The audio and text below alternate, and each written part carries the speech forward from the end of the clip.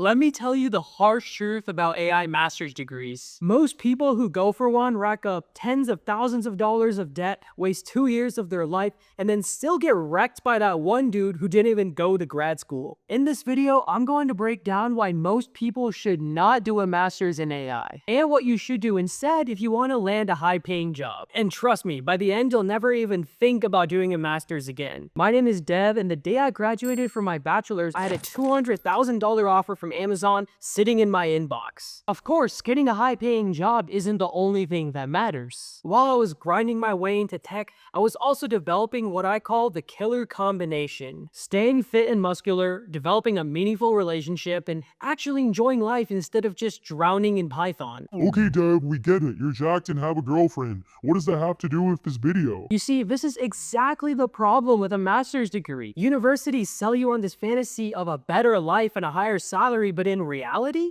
most people end up stuck in research labs and libraries while their life in their 20s passes them by. You know what really pisses me off? When one of the students in my program, link in the description by the way, comes to me after finishing their master's, loaded with debt, stressed to hell, and then they tell me they still can't find a job. I'm not pissed at the student, it's not their fault. I'm pissed at universities for selling a dream. And then this is the worst part, there's always that random guy on LinkedIn, no master's, bragging about how he got a $150K offer. That guy is our enemy. Because what was the point of the degree if some clown can skip it and still get everything we want? I call this the master's mirage. It looks like a safe path, but once you're inside, you realize it's smoke and mirrors. And I'll explain exactly what the master's mirage is soon. I don't want you to make my mistake. When I was deciding whether to do one, I thought it was my only option. Everyone around me, from professors, advisors, even family, pushed me to it. It felt like the safe choice, so I went with it. But the truth is that the world of AI is changing so fast that the safe choice doesn't even exist anymore. I call this the curriculum collapse effect. What you learn in year one will be outdated by the time you graduate. One of my students, Raj, is the perfect example. He was halfway through his master's when he realized something was wrong. He was buried in theory like math proofs and abstract algos, but he didn't have a single industry project ready to show. Meanwhile, he saw other students in my program building crazy projects, implementing transformers from scratch, fine-tuning LLMs, and they were getting crazy interview calls. Raj made a pivot, doubling down on his portfolio, and even within a few months, he had an offer from Amazon, with zero research publications or GPA flexing, just projects. Let's break this down point by point. First, a master's is not a guaranteed path to a job. Everyone thinks, If I do a master's, I'm automatically set. wrong. I've mentored thousands of students, and some of the smartest people I know have master's degrees, but they're still unemployed. Because those degrees are theory heavy and portfolio empty. The classes eat up all your time, and by the time you graduate, you still don't have projects that recruiters give a damn about. Second, the opportunity cost. While you're paying tens of thousands of dollars for tuition, you could have been paid to learn on the job. And finally, AI is the most rapidly changing field to ever exist. It's not like biology, chemistry, or physics. It's not like Newton's laws are changing anytime soon. But the field of AI is evolving every 6 months. That research paper you read in your first semester? Already outdated. I call this the knowledge decay curve, and universities cannot keep up.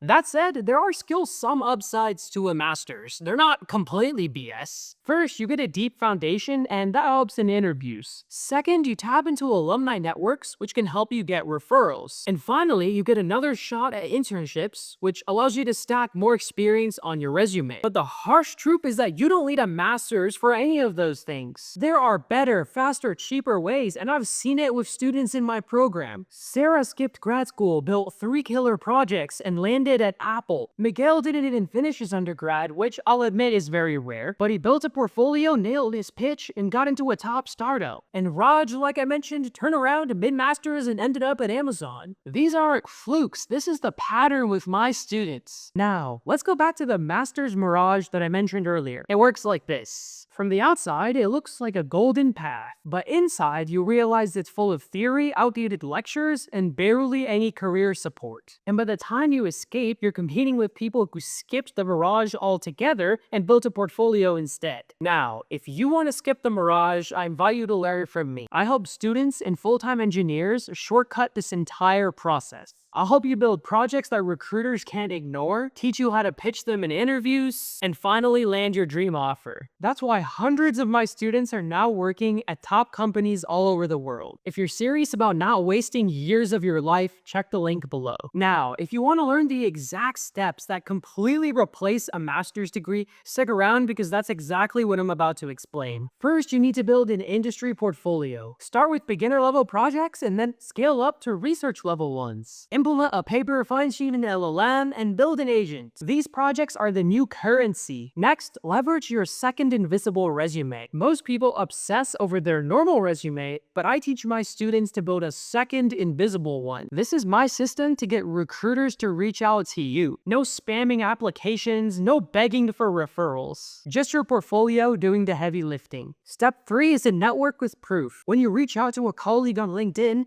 don't just brag about a random certification. Instead, show them your GitHub profile that makes them say, Holy shit, we need you to join our team. this is how you stop losing to that unqualified guy who doesn't even have a master's. Now, when I look back, I'm actually grateful I did my master's. Not because of the classes, but because I learned how broken this system is. But that's also why I'm building this community of builders. If you want to grind LeetCode for 3 years and pray to the data structure gods, this channel is not for you. But if you want to build stuff, showcase it, and get paid for it, then you're in the right place. Now, don't click away yet. I just uploaded a new video that dives into the exact projects that you need to build to get ahead in today's market. Click right here to watch that video next. Trust me, you don't want to miss it.